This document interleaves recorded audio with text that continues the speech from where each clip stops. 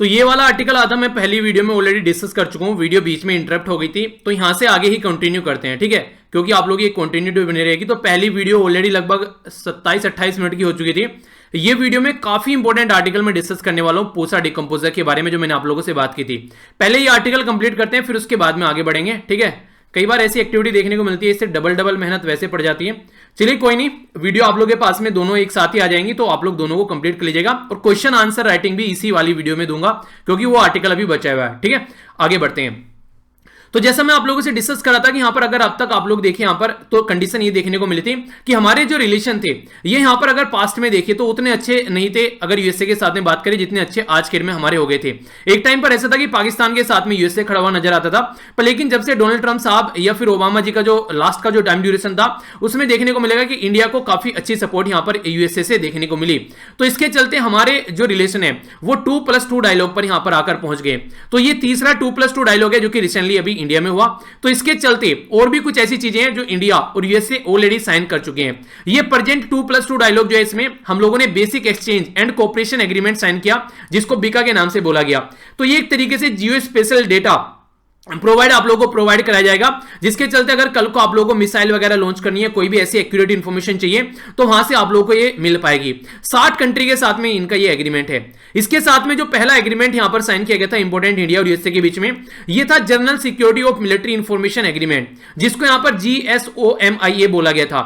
General security of military information agreement, GSOMIA, ठीक है। तो ये यहां पर एग्रीमेंट 2002 में साइन किया गया।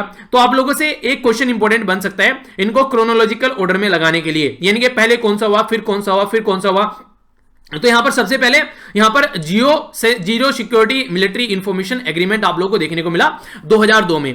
फिर आगे चले, यहां पर आगे चलकर आप लोगों को जो चीजें नजर आई, ये है यहां पर, ये थे यहां पर एंड यूज मॉनिटरिंग एग्रीमेंट, यूमा, ठीक है।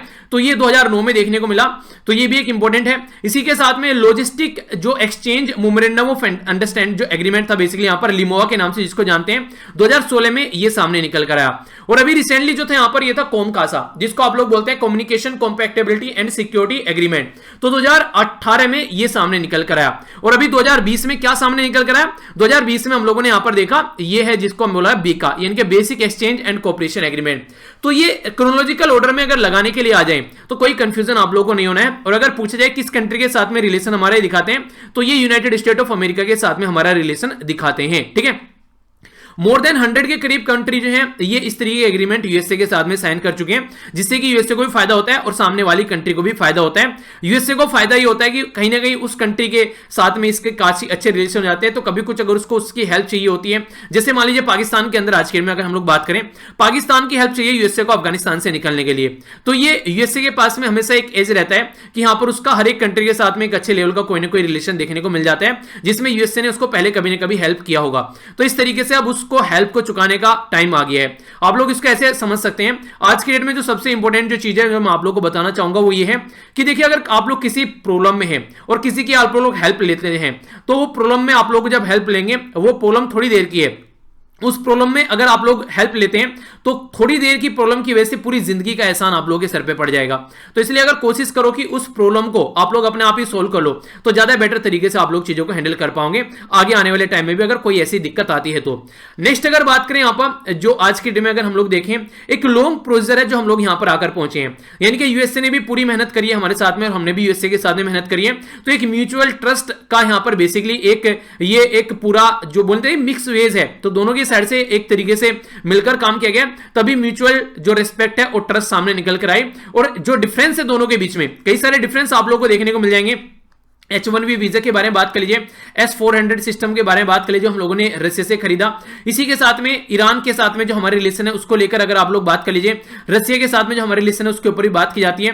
तो कई सारी ऐसी चीजें आप लोगों को देखने को मिल जाएंगी इंडिया और यूएसए के रिलेशन में, जहां पर दोनों सहमत नहीं होते हैं पर फिर भी अच्छे लेवल पर रिलेशन चल रहे हैं। तो इसका मतलब ये डिफरेंस को साइड में रखकर आगे बढ़ना है। सेम कंडीशन आप लोग यहाँ पर पंडित जवाहरलाल नेहरू और सरदार वल्लभ भाई पटेल जी के बीच में देखने को मिलती थी। उस टाइम पर भी यह था कि दोनों के बीच में कई सारे डिफरेंस थे, पर लेकिन देश को लेकर फिर भी आगे बढ़ रहे थे।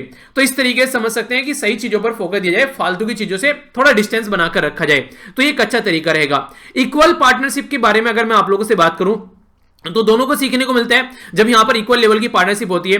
इसलिए मैंने आप लोगों को बोला था कल भी जब लेक्चर ले रहा था कि आप लोग के दोस्त, 4 दोस्त कैसे हैं, उनसे देखकर पता चल जाएगा कि आप लोग का किस तरीके का स्टैंडर्ड है, यानी कि सोचने का तरीका क्या है। तो अगर आप लोग के इक्वल थिंकिंग के प्रोसीजर के लोग आप लोग के साथ में आप लोग के दोस्त बन गए तो दोनों एक दूसरे से कुछ ना कुछ आप लोग सीख पाओगे। पर लेकिन अगर आप ही बस सब कुछ जानते हैं और आपके जो साथ में रहने वाले हैं कुछ नहीं जानते हैं, तो आप लोग को लगता रहेगा कि हाँ आप लोग सरदार बन गए, तो वही बात होगी, अंधे में काना सरदार हो गया। पर लेकिन रियलिटी में आप लोग को आपकी कोई प्रोग्रेस नहीं होगी, आप उनको बताते तो रहोगे पर रियलिटी में आप लोग कुछ नहीं सीख पाओगे। जैसे मैं आप लोगों से बात करूं, अगर आज की डेट में जैसे पूरी एसएलवी फैमिली है, आप लोग कई सारे क्वेश्चन पूछते हो, कई सारी चीजें ऐसी हैं जो मुझे नहीं पता होता है आप लोग बताते हो, तो जितना आप लोगों को मैं सिखाता हूं उतना ही आप लोगों से मैं भी सीखता हूं। जिस तरीके से आप लोग चीजों को डाउट करते हो या फिर क्वेश्चन पूछते हो या फिर कुछ ऐसी आप लोगों के माइंड में कोई और डाउट आता है, तो कई सारी चीजें हैं जो मुझे नई नई सीखने को मिलती रहती है। इसी के साथ में अगर वीडियो में मान लीजिए कहीं मेरे से गलती हो गई है, वो आप लोग बताते हो, तो फिर वो एक अच्छी चीज होती है कि मुझे नया सीखने को मिला, अच्छा गलती होगी। कई बार मिस इन्फॉर्मेशन होती है, उसके बारे में पता चल जाता है, तो 2 वे कम्युनिकेशन यहां पर एक हो जाता है। तो इस तरीके से अगर इक्वल लेवल के दोनों लोग हैं तो वहां पर काफी कुछ सीखने को मिलेगा एक दूसरे से। तो वो बातें समझाइए। यूएसए ने आज की डेट में इंडिया को मेजर डिफेंस पार्टनर की कैटेगरी में ले जाकर रख दिया है, जो कि एक बहुत बड़ी बात है 2016 में। अगर बात करें नेशनल डिफेंस जो यहां पर बात करते हैं ऑथराइजेशन एक्ट के बारे में 2017 के, तो इसके चलते इंडिया और यूएसए के जो रिलेशन है वो और अच्छे लेवल पर पहुंच गए। इसके चलते हमारी कंट्री जो बेसिकली मिलकर काम कर रही है कि किस तरीके से जो स्ट्रेटेजिक स्पेस है और जो कैपेबिलिटी है, दोनों कंट्री उसको और अच्छे लेवल पर इनहेंस कर सकती हैं। तो ये इंडिया और यूएसए के जो रिलेशन है 2+2 डायलॉग और उन सब चीजों को ध्यान में रखते हुए हम लोगों ने देखे, तो इसके बारे में आप लोग आइडिया जरूर रखिएगा। इसी से मिलता हुआ यहां पर एक आर्टिकल है, हालांकि ये यूएसए के बारे में है ओनली। यहां पर बात की जा रही है कि जो यूएसए है वो एक तरीके से उसका वेन यानी कि पतन हो रहा है। वेन का मतलब WANE, इसका मतलब होता है पतन होना एज ए सुपर पावर, यानी कि यूएसए एक सुपर पावर था, उसका पतन हो रहा है। इसके ऊपर एक क्वेश्चन मार्क लगाया जा रहा है, क्या रियलिटी में यूएसए की सुपर पावर का पतन हो रहा है? मुझे याद है तब 2016 में एक आर्टिकल आया था यहां पर, जब यहां पर यूएसए के प्रेसिडेंट डोनाल्ड ट्रंप साहब जो थे वो प्रेसिडेंट बने थे। वो आर्टिकल जो लिखा गया था, एनसीईआरटी के एक फॉर्मर डायरेक्टर थे, उनका नाम नहीं रिकॉल कर पा रहा हूं मैं, तो उनके द्वारा वो आर्टिकल लिखा गया था। तो इतना गुस्सा थे वो यूएसए के प्रेसिडेंट जो डोनाल्ड ट्रंप बने, उसको ध्यान में रखते हुए उनको तो बोला गया कि यूएसए की जो जनता है उनकी बुद्धि जो है घुटने में चली गई है कि उन्होंने एक ऐसे इंसान को चूज कर लिया है जो कि समझता ही नहीं है कि रियलिटी में यूएसए है क्या। फालतू की बातें बोलता हुआ अब तक यहां पर यूएसए आया था, उनकी यानी कि एक तरीके से यूएसए नहीं आया था, मतलब डोनाल्ड ट्रंप साहब यहां पर आए थे, यानी कि पेरिस क्लाइमेट एग्रीमेंट से बाहर निकल जाएंगे, क्लाइमेट चेंज जैसी कोई चीज नहीं होती है, आते ही मतलब ईरान न्यूक्लियर डील से बाहर निकल जाएंगे, मतलब फालतू की चीजें, सर ना पैर वाली प्रोग्रेसिव चीजों से दूर हटकर इनके द्वारा ये सारी हरकतें की गई है। पेंडेमिक के चलते भी यहां पर जो यूएसए वो इतना ज्यादा इसके चक्कर में पड़ा कि आज के दिन में वर्ल्ड में सबसे टॉप पर चल रहे हैं। तो अगर आज फिर से यहां पर जो यूएसए में अगर फिर से डोनाल्ड ट्रंप साहब चुनकर आते हैं, तो ये समझिए कि यूएसए जो है वो काफी पीछे जाने वाला है। जिसको एक सुपर पावर बोलते थे, जिससे डरते थे लोग, आज के दिन में उसकी कोई सुनने के लिए भी तैयार नहीं है। कई सारी कंट्री ऐसी देखने को मिल जाएगी। पहले ऐसा होता था कि यूएसए को जुकाम हो गया, तो यूएसए को छींक आ गई तो पूरी वर्ल्ड की जो इकोनॉमी है उसको जुकाम हो जाता था। आज के दिन में वो चीजें भी कहीं ना कहीं डाइल्यूट होती नजर आएगी। तो कहीं ना कहीं एक तरीका जो यूएसए की जो कंडीशन है वो एक अलग पैटर्न में यहां पर चलती हुई नजर आ रही है। तो इसी को समझाने की कोशिश यहां पर की गई है। और हाँ, इसी के साथ में यहां पर अगर मैं आप लोगों से बात करूं यूएसए के मैप के बारे में, तो आप लोग यहां पर देख सकते हैं जो यूएसए का मैप है, यूएसए में जो खासकर ये वाली कंट्री है ना, ये वाले जो राज्य हैं, टोटल मिलाकर यूएसए में 50 के करीब राज्य हैं। तो ये वाले जो राज्य हैं ये स्टार्टिंग में यहां पर स्टेब्लिश हुए थे। तो यूएसए में जो लोग हैं वो कहीं ना कहीं एक तरीके से सारे कैपिटलिस्ट कैटेगरी के लोग हैं, यानी कि प्रॉफिट के बेस पर सारी बात करते हैं, प्रॉफिट मिल रहा है तो सारी चीजें सही चल रही है। तो बड़े ही लंबे समय तक इन्होंने संघर्ष कर इस पर्टिकुलर कंट्री को स्टेब्लिश किया है। पर आज की डेट में अगर आप लोग बात देखिएगा, जब से डोनाल्ड ट्रंप साहब आए, कहीं ना कहीं इमेज जो है यूएसए की काफी ज्यादा डिग्रेड कर दी गई है इनके द्वारा। मैं ऐसा क्यों बोल रहा हूं? ऐसे इसलिए बोल रहा हूं कि आप लोगों ने एक डायलॉग सुना होगा कि the great power comes with great responsibility, यानी कि अगर आप लोगों के पास में पावर है, आप लोग एक डीएम बन गए, तो आप लोगों की रेस्पॉन्सिबिलिटी है कि वो डिस्ट्रिक्ट अच्छे से लेकर चलना है। ऐसा नहीं है कि जिसको चाहो उसको जाकर थप्पड़ मार दिया, जिसको चाहो उसको जाकर कुछ भी सुना दिया। नहीं, आप लोगों को पावर दी गई तो एक रेस्पॉन्सिबल पर्सन की तरीके से बिहेव आप लोगों को करना है। वहां पर प्राइम मिनिस्टर बने, आप लोग प्रेसिडेंट बने, तो बिहेव लाइक ए प्रेसिडेंट और प्राइम मिनिस्टर। ऐसा नहीं है कि आप लोग उस टाइम पर भी किसी एक पियोन की तरीके से बिहेव करोगे, ये सही तरीका नहीं होता है। और ये इसका मतलब ये नहीं कि मैं पियोन, कई बार ऐसा होता है कि मैं ऐसे डायलॉग बोलता हूं तो कई बच्चे बोलते हैं सर पियोन ऐसा क्या, पियोन की नौकरी नहीं है, मतलब उसका मतलब ये नहीं होता है कि पियोन की नौकरी नहीं है अच्छी, उसके ऊपर कमेंट नहीं है। ये कंपेयर किया जा रहा है कि उस पोस्ट पर होते हुए आप लोग कैसे बिहेव दिखाना है, ठीक है।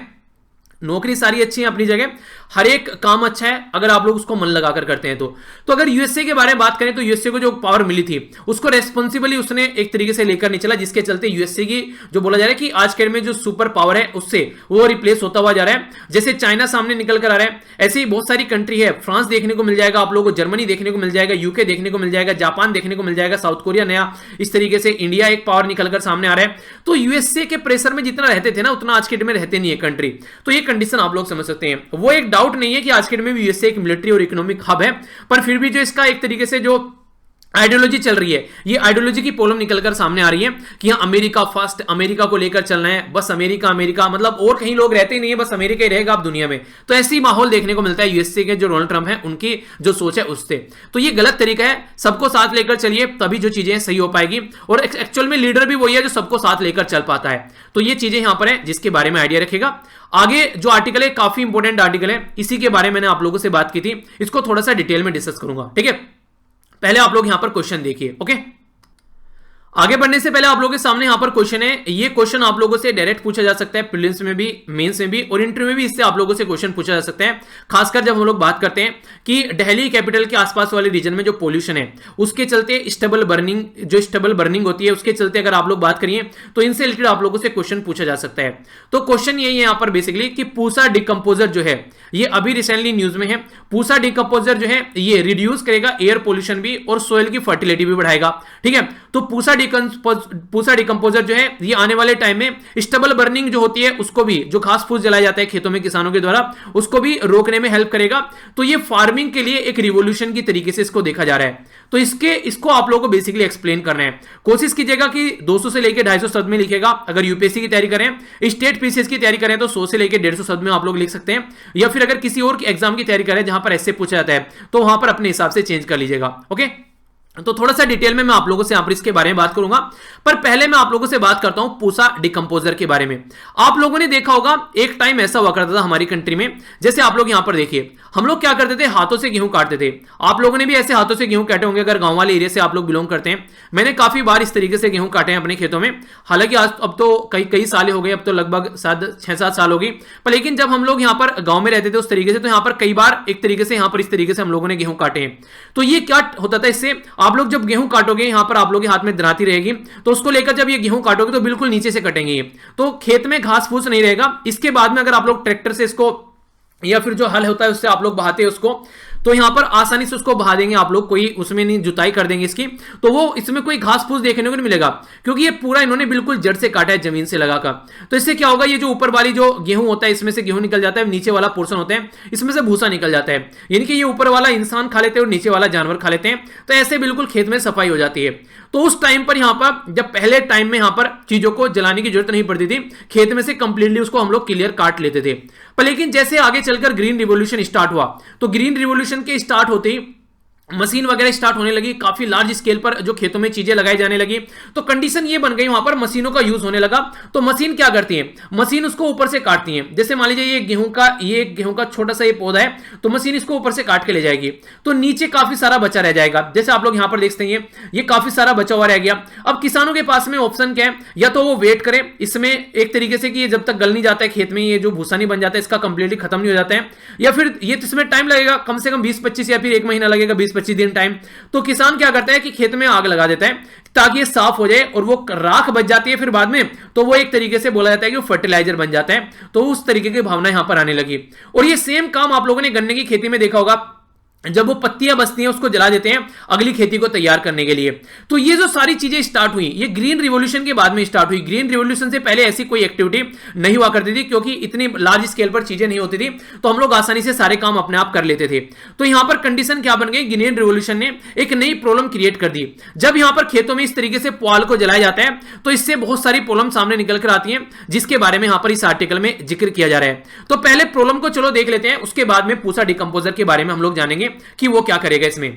अगर बात करें 1980 से पहले जो किसान थे उनको खेतों में आग लगाने की जरूरत नहीं पड़ती थी, आसानी से उनका काम चल जाता था, यानी कि जो बचता था वहां पर उसको बहा दिया जाता था, जोत दिया जाता था, तो चीजें ऐसी होती थी कि आसानी से कंप्लीट हो जाती थी। पर लेकिन ग्रीन रिवोल्यूशन आया और जैसी मशीन यूज होना स्टार्ट हो गई तो फिर यहां पर जरूरत पड़ने लगी कि भैया अब यहां पर जो खेत का घास फूस है उसको कैसे हटाना है। तो इसमें राइस यानी कि जो चावल के जो बेसिकली जो चावल का जो रिमेन्स बच गया या गेहूं का जो रिमेन्स बच गया उसको फिर यहां पर इन्होंने जलाना स्टार्ट कर दिया ताकि आसानी से नेक्स्ट फसल उस खेत में उगाई जा सके।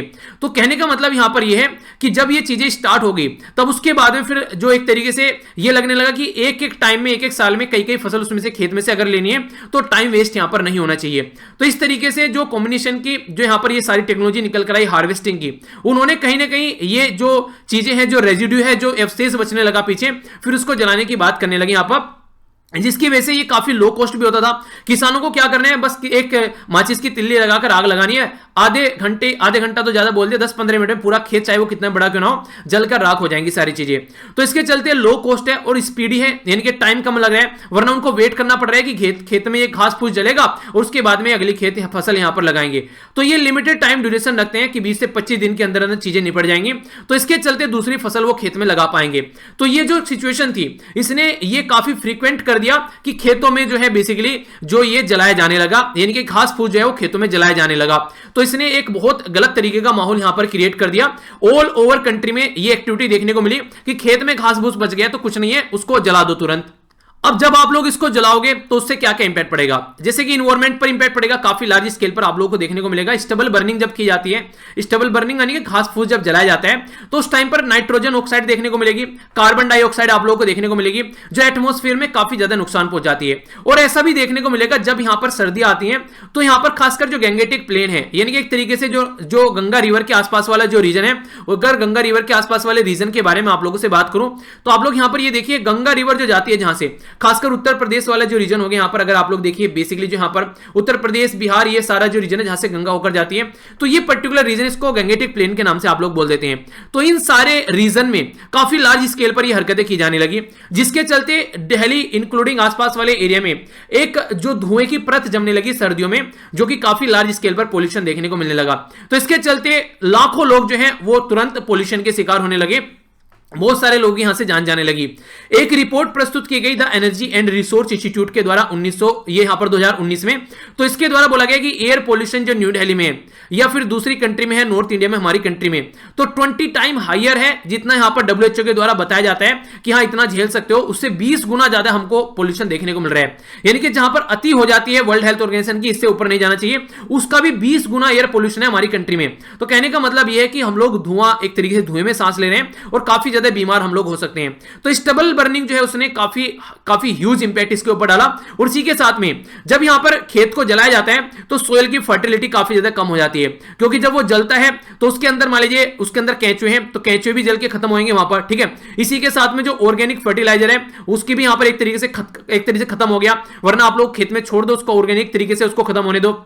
और जो रेजिड्यू यहां पर जलाया जाता है उसके चलते यहां पर रिड्यूस हो गया जो वाटर लेवल है, क्योंकि जब किसी मिट्टी के ऊपर आप लोग जलाएंगे उसको तो वो टाइट हो जाएगी मिट्टी, सारा पानी वहां से खत्म होगा। तो इसके चलते यहां पर ये सारी प्रॉब्लम और देखने को मिलने लगी यहां पर लेकिन उसी के चलते फिर क्या आ गया, कृत्रिम फर्टिलाइजर आप लोगों को देखने को मिलने लगे वहां पर। यानी कि जो फर्टिलाइजर है वो आज के डेट में आप लोग यूज करते हैं, कहीं यूरिया डालते हैं, कहीं डाई डालते हैं, पता नहीं क्या क्या चीजें डाली जाती है खेतों में, तो उसके चलते उसका ऑल्टरनेटिव यहां पर फिर वो होने लगा। यानी कि कहने का मतलब ये है अब जो बिजनेस करने वाली कंपनीज है उन्होंने किसानों की ये चीजों को देखते हुए अपना एक बिजनेस बनाना स्टार्ट कर दिया कि अब किसानों को ये खाद वगैरह बेचा जाएगा, क्योंकि जिस चीजों को पहले करते हुए आ रहे थे वो चीजें नहीं कर रहे हैं और कम टाइम होते हुए खेतों में उसको जलाया जा रहा है, तो उससे प्रॉब्लम देखने को मिल रही है। और अभी जो राइटर है वो एक नई बात और ऐड कर रहे हैं कि स्टबल बर्निंग की वजह से हमारी कंट्री में जो कोविड-19 के जो शिकार है, पेंडेमिक के शिकार हैं, वो और ज्यादा इस बीमारी के चक्कर में पड़ेंगे और ज्यादा यहां पर इस बीमारी के चपेट में आएंगे। रीजन क्या है, क्योंकि ये लंग फेफड़ों से रिलेटेड यहां पर चीजें देखने को मिलती हैं जो ये बीमारी है। और ये यहां पर जब यहां पर पोल्यूशन है, एयर पोल्यूशन, तो फेफड़ों पर और ज्यादा इंपैक्ट डालते हैं। तो इन्फेक्शन जिनका ठीक हो गया, जो रिकवर कर रहे हैं, उनमें भी और ज्यादा इन्फेक्शन बढ़ता हुआ नजर आएगा जैसे जैसे सर्दियों में हम लोग आगे बढ़ेंगे, तो इन्फेक्शन और ज्यादा इंक्रीज यहां पर होता हुआ आप लोगों को देखने को मिलेगा। कई सारे राज्य ऐसे हैं जिन्होंने समझदारी का काम किया है, जैसे 2013 में स्टबल बर्निंग पर बैन लगा दिया पंजाब गवर्नमेंट के द्वारा, पर लेकिन फिर भी चीजें कई लार्ज स्केल पर आप लोगों को देखने को मिलती हैं। 2015 में नेशनल ग्रीन ट्रिब्यूनल के द्वारा भी काम किया गया कि राजस्थान, हरियाणा, उत्तर प्रदेश और पंजाब जो आसपास वाले रीजन है, खासकर दिल्ली के, उसको यहां पर बोला गया कि स्टबल बर्निंग नहीं करनी है और उसके ऊपर एक बैन इंपोज कर दिया। और स्टेट गवर्नमेंट को भी डायरेक्ट किया गया या फिर दूसरी गवर्नमेंट को कि वो हैप्पी सीडर जैसी मशीन प्रोवाइड करें। हैप्पी सीडर का मतलब क्या होता है, ये मशीन आप लोग देखिए, ये हैप्पी सीडर मतलब ये खेत में घास फूस बच गया है तो उसको छोटा छोटा छोटा छोटा पीस में उसको कन्वर्ट कर देगा। अगर इसमें पानी चला देते हैं और यहां पर इसको फिर बहा देते हैं एक बार, तो ये खाद की तरीके से यहां पर काम करेगा। तो ये इसका छोटा छोटा जो पीस किया गया हैप्पी सीडर मशीन के द्वारा किया गया। तो इसके चलते कई सारे एरिया में ये बोला गया कि आप लोग इनको किराए पर ले सकते हो या अपने खेतों में इनको चला सकते हो, यूज करवा सकते हो। तो कई सारे डिस्ट्रीब्यूशन यहां पर कई सारी राज्य गवर्नमेंट के द्वारा किया गया हैप्पी सीडर मशीन का भी। तो ये एक सॉल्यूशन आप लोग बोल सकते हैं इसके चलते। ये इंपॉर्टेंट क्वेश्चन यहां से निकल के आएगा बड़ी आसानी से। जैसे प्रीलिम्स में आप लोगों ने देखा होगा एग्रीकल्चर से कई सारे क्वेश्चन पूछे गए, तो डायरेक्ट और इनडायरेक्ट में ऐसे क्वेश्चन बन सकते हैं। स्टबल बर्निंग जो है वो एक ऑफेंस है। कहां पर है ये ऑफेंस, यानी कि अपराध कहां पर है ये सेक्शन 188 जो इंडियन पिनल कोड यानी कि आईपीसी का है, और इसी के साथ में air prevention and control of pollution act 1981 का है। इसके तहत इसको ऑफेंस बनाया गया कि स्टेबल बर्निंग अगर आप लोग करोगे तो अपनी सेहत को तो नुकसान पहुंचा रहे हो, दूसरे की सेहत को भी नुकसान पहुंचा रहे हो, तो इसलिए इसको यहां पर रोकने की बात की गई। इसी के साथ में काफी इंपॉर्टेंट ये यहां पर एक पॉइंट आप लोग बोल सकते हैं, ये यहां पर Aditya Dubey versus union of India. Supreme court में यहां पर जब ये बेसिकली सुप्रीम कोर्ट में केस पहुंचा तो इसमें अपॉइंट किया गया जस्टिस मदन बी लोकुर। तो मदन बी लोकुर एक मेंबर की कमेटी यहां पर बनाएगी जिसको बोला गया कि स्टेप बताने की कैसे स्टेबल बर्निंग को रोका जा सकता है पंजाब, हरियाणा, उत्तर प्रदेश, तो यहां पर इनके अंदर में, ठीक है, यानी कि पंजाब, हरियाणा, उत्तर प्रदेश, इन सारे रीजन में आप लोगों को स्टेबल बर्निंग रोकनी है। अब फिलहाल रिसेंटली सेंट्रल गवर्नमेंट के द्वारा क्या किया गया है, उसके द्वारा एक ऑर्डिनेंस लाया गया है। ऑर्डिनेंस होता है अध्यादेश, ये आर्टिकल 123 के तहत आता है, ठीक है, ये सेंट्रल गवर्नमेंट लेकर आती है। स्टेट गवर्नमेंट ऑर्डिनेंस किस आर्टिकल के तहत लेकर आती है, जरा ये बताइए, रिवीजन होते रहना चाहिए और याद रहेंगे तभी चीजें। इस ऑर्डिनेंस ने क्या किया है, एक परमानेंट कमीशन सेटअप करने की बात की गई है एयर क्वालिटी मैनेजमेंट के लिए। यानी कि ये जो ऑर्डिनेंस लाया गया है एयर क्वालिटी मैनेजमेंट के लिए एक परमानेंट कमीशन सेटअप करेगा जो कि रिप्लेस करेगा justice Madan B Lokur commission को। यानी कि एक परमानेंट जो कमीशन बनाया जा रहा है वो जस्टिस मदन बी लोकुर के कमीशन को रिप्लेस करने वाला है, यहां पर जो सेंट्रल गवर्नमेंट के द्वारा ऑर्डिनेंस लाया गया है उसकी हेल्प से। तो इसके ऊपर भी आप लोगों से डायरेक्ट क्वेश्चन बन जाएगा कि जस्टिस जो लोकुर कमीशन है यहां पर रिसेंटली अभी उसको किसके द्वारा रिप्लेस किया गया है, ठीक है। तो यहां पर कमीशन बनाया गया, यहां पर बेसिकली जो एयर क्वालिटी मैनेजमेंट के बारे में बात करेगा, तो ये इंपॉर्टेंट है यहां पर, तो इसके बारे में एक आइडिया आप लोग रखिएगा। इसी के साथ में यूनियन गवर्नमेंट ने एक इनोवेटिव मेथड यहां पर लाया गया जिसको बोला गया पूसा डिकम्पोजर। पूसा डिकम्पोजर यहां पर ये क्या है, इसके बारे में थोड़ा सा हम लोग समझ लेते हैं। हालांकि ये मैंने आप लोगों को जो पीआईबी वाली वीडियो है जो हमारी सेकंड वीडियो आती है उसमें ये काफी डिटेल में मैंने आप लोगों को पढ़ाया था, इसलिए दोनों वीडियो आप लोग जरूर देखा कीजिए, तभी आप लोग जो चीजों को सही लेवल पर आगे चल पाएंगे। पूसा डिकम्पोजर में यहां पर कुछ ऐसी गोलियां आप लोगों को देखने को मिलेंगी। तो ये जो गोलियां हैं लगभग 4 गोली यहां पर 25 लीटर मिक्सचर तैयार किया जाता है उसमें मिलाई जाती है, और ये जो गोली है फिर इसका छिड़काव किया जाता है स्टेबल बर्निंग के ऊपर, जो स्टेबल बर्निंग कह रहा हूं सॉरी, जो घास फूस होता है उसके ऊपर। तो ये जो इसका छिड़काव किया जाएगा तो जितने टाइम में वो पहले गला करता था उससे काफी टाइम में वो गल जाएगा आसानी से, और फिर वो खाद की तरीके से भी यूज किया जाएगा खेत के अंदर ही। तो इन्वायरमेंट मिनिस्टर जो है उनके द्वारा बोला गया कि पूसा डिकम्पोजर जो है वो यहां पर पंजाब, हरियाणा, उत्तर प्रदेश और दिल्ली के आसपास वाले रीजन में काफी बड़ा रोल प्ले करने वाला है। ये एक बायो डिकम्पोजर है जिसको पूसा डिकम्पोजर के नाम से आप लोग जानते हैं, जो कि यहां पर स्टेबल को कंपोस्ट खाद में कन्वर्ट कर देगा, यानी कि आप लोगों को उसको जलाने की जरूरत नहीं पड़ेगी, ठीक है। तो इस तरीके से ये जो 25 लीटर के करीब यहां पर ये मिक्सचर तैयार होगा 4 कैप्सूल बनाने से, ये 1 हेक्टेयर के करीब लैंड में आप लोग इसको यूज कर सकते हैं। तो ये काफी अच्छा एक तरीका आप लोग यहां पर बोल सकते हैं। तो इजीली सोइल में मिक्स हो जाएगा, जो कंपोस्ट होगा और खाद का काम करेगा, और स्वच्छ भारत मिशन के तहत भी यहां पर इसको आप लोग काउंट कर सकते हैं। तो पूसा डिकम्पोजर जो है यहां पर ये काफी इंपोर्टेंट है, जो कि रिसेंटली अभी न्यूज में था। ये इंडियन एग्रीकल्चर रिसर्च इंस्टीट्यूट के द्वारा इसको डेवलप किया गया है। तो इसके बारे में ये बेसिक इंफॉर्मेशन है जो कि आप लोगों को जरूर पता होना चाहिए। तो इसीलिए यहां पर राइटर के द्वारा जो बोली गई है जो बातें बेसिकली वो ये है कि पूसा डिकम्पोजर जो है यहां पर वो सक्सेसफुल रहेगा स्टेबल बर्निंग को टैकल करने के लिए, और एक रिवॉल्यूशन लेकर आएगा फार्मिंग के अंदर, यानी कि इसको जलाने की जरूरत नहीं पड़ेगी। अगर इसको यूज कर दिया जाता है तो ये खाद का काम यहां पर करने लगेगा। तो अब आप लोग इस क्वेश्चन का आंसर अच्छे से दीजिएगा और अच्छे से अटेम्प्ट कीजिएगा। आंसर राइटिंग ग्रुप में भी आप लोग इसको अटेम्प्ट कर सकते हैं, या फिर वीडियो के नीचे भी आप लोग इसका आंसर लिख सकते हैं, जैसे भी आप लोगों को यहां पर सुटेबल लगे, पर लेकिन आंसर जरूर दीजिएगा। ये क्वेश्चन मैंने आप लोगों से पूछा था जिसका आंसर आप लोगों को देना है। और हाँ, एक और बात, जो टेलीग्राम है वहां पर मैं आप लोगों से क्वेश्चन पूछ रहा हूं, वहां पर काफी इंटरेस्टिंग तरीके से चीजें मुझे भी नई देखने को मिली है। वो ये है कि अगर मैं वहां पर क्वेश्चन पोस्ट करता हूं तो आप लोगों के पास में बस एक अटेम्प्ट होता है उसको अटेम्प्ट करने का, यानी कि आप ऐसा नहीं है कि एक बार क्वेश्चन गलत लगा दिया और फिर आप लोग उसको सही लगाएंगे हटा के, नहीं। तो ये काफी अच्छा लगा मुझे। तो आप लोग सोच समझकर वहां पर आंसर दे कीजिए उसका, और वहां पर एक बल्ब रहता है छोटा सा ऐसा करके, ठीक है, तो उस पर क्लिक करेंगे तो छोटा सा एक्सप्लेनेशन भी आप लोगों को खुल के आ जाएगा वहां पर। तो एक अच्छा तरीका लगा मुझे, उसको आप लोग अटेम्प्ट कर सकते हैं। तो देखिएगा जो भी टेलीग्राम पर ज्वाइन है उनको जरूर अटेम्प्ट कीजिए क्वेश्चन को, ठीक है। लीबियन सी जो है ये बोला जा रहा है कि एक पोर्शन है मेडिटेरियन सी का, बोला गया है जो ये है नॉर्थ इज जो यहां पर लेवेंटिन सी है और इसी के साथ में ईस्ट टू द आइनन सी है, तो यहां पर ये देखने को मिलेगा जो लीबियन सी है। स्टेटमेंट ए सही है, बी सही है, ये फिर दोनों सही है, कोई से भी सही नहीं है। तो सही आंसर क्या है ये आप लोगों को बताना है। पहले आंसर बताइए फिर देखिएगा आगे। सही आंसर है यहां पर ए, यानी कि फर्स्ट स्टेटमेंट सही है, पर सेकंड स्टेटमेंट में जो बोला गया ना ये नॉर्थ नहीं है, ईस्टर्न है यहां पर लेवेंटिन सी के, और यहां पर जो यहां पर नॉर्थ में है आइनन सी के। तो इसको आप लोग समझ सकते हैं कहां पर ये है, बेसिकली ये हो गया लीबिया, इसका जो ऊपर वाला पोर्शन है ये यहां पर बोला जा रहा है इसको मेडिटेरियन सी, ठीक है। तो आइनन सी जो हो गया वो नॉर्थ में हो गया और यहां पर ये लीबिया हो गया, तो यहां पर आप लोगों को देखने को मिलेगा। और जो लेवेंटिन जो सी बोला है उसका यहां पर वो इधर को देखने को मिलेगा, तो उसके ईस्ट में यहां पर ये है, ठीक है। तो इस तरीके से आप लोग देख सकते हैं। तो ये पर्टिकुलर क्वेश्चन आप लोगों से डायरेक्ट न्यूज में रहता है कई बार, खासकर अगर इस पर्टिकुलर रीजन के बारे में बात करूं तो हल्का सा आइडिया रखिएगा इसके बारे में और क्वेश्चन का आंसर जरूर दीजिएगा, ठीक है। तो इस तरीके से अटेम्प्ट किया कीजिए।